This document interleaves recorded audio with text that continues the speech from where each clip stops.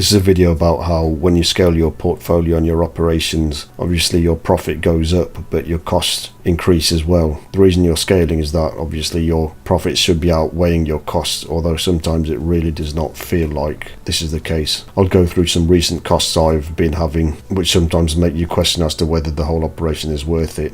But because I measure things probably not as often as I should, it helps you to see the bigger picture and that things are working as a cohesive whole. So I've got one personal account and I previously had two business accounts. So one business account was to run my properties, the other business account was for my data science contracting work. So I spent years doing data science, and when I was a contractor, you can either work under an umbrella company, or when the contract's outside IR35, the money gets paid into your limited company. So the other company was set up for my contracting work. The issue is I have not used this company since 2019. When COVID hit, then I got two bounce back loans, one for my property company and one for my data science company. As I invested this money, the bounce back loans now have to be paid back. So the data science company was not really operational since 2019, but I did have this rather sizable loan to pay back. So after a while it became apparent that the only reason this company was still open was to pay back this sizable loan.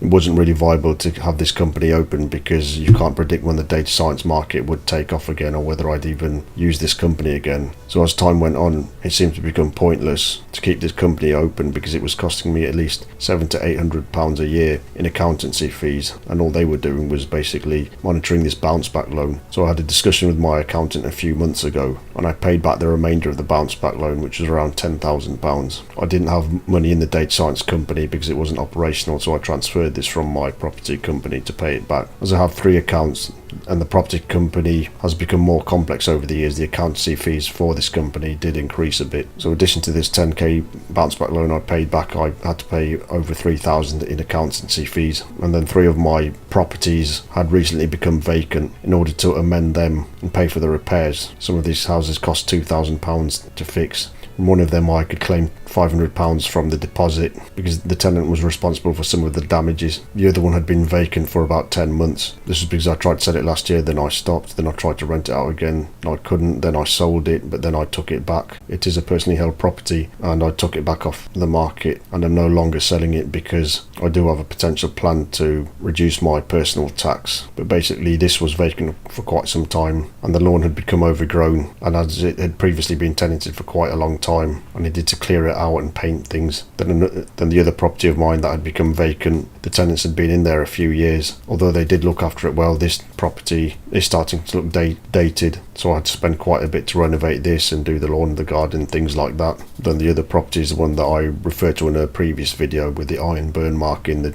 living room. This cost quite a few hundred to fix. So just for these three properties to get re-tenanted, I don't have the numbers offhand, but I think it was about 5,000 to 6,000 to get these renovated and put back on the market. I've got another very tedious case that I've described in some previous videos about another social housing property whose interior was completely damaged by a leaking immersion heater. The property's full of damp and wallpapers falling off. The boiler and electrics will need redoing, so this will cost probably over £5,000 to fix. I'm trying to get a claim for it, so we'll see what happens with that. But also I keep getting pestered by the energy company for the bill, and they keep miscalculating it for some odd reason. The agency's dealing with them and they do know when the tenants were in and the relevant meter readings were taken. So I believe the tenants owe the bill, but that's something else that's in hand. So that bill alone is another £700. I do not yet know if I owe that full amount, but I don't think I do. Now the property with the iron burn mark in the carpet has been rented out after having spent hundreds on repairs. The new tenants are asking for more changes and adjustments. For example, the lawn was done before they moved in, but now it's regrown. They want that cut.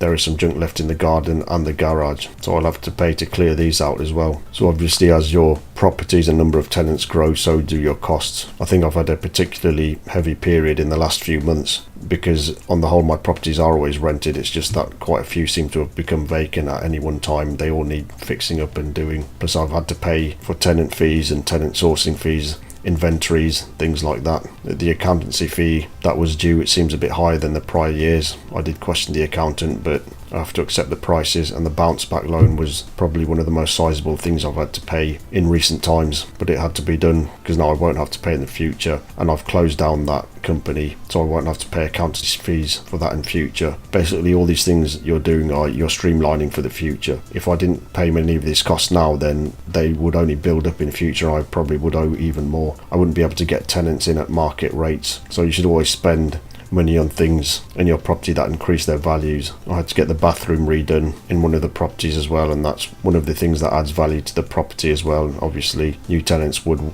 want that to be fixed anyway. On a side note, if you do loft extensions and build driveways, these things also add value. So it's always important to keep reserves. Some people don't keep reserves, so if there's an emergency, then I don't even know what they would do. And as I've previously mentioned, different people have different rules of thumb when it comes to reserve cash. Some people say 3 months costs should be kept in the account, other people say up to a year's cost should be kept in account. I don't have any such rule at this stage, but perhaps it's something I should be looking into. The key thing is that even though I've got to this number of properties, then you never get the feeling you're making huge amounts of money, and I do emphasize that word feeling, because the only way to really address this issue is to measure it and quantify it, which I have been doing with my latest mentorship. All my incomings, outgoings have been measured. It's become a very complex and huge exercise which I'm still working on. But it's important to know that if you're controlling the core factors of everything, then the whole operation should be working. For example, most of my properties were rented out. Now all of them are rented out apart from the one with the extreme damage.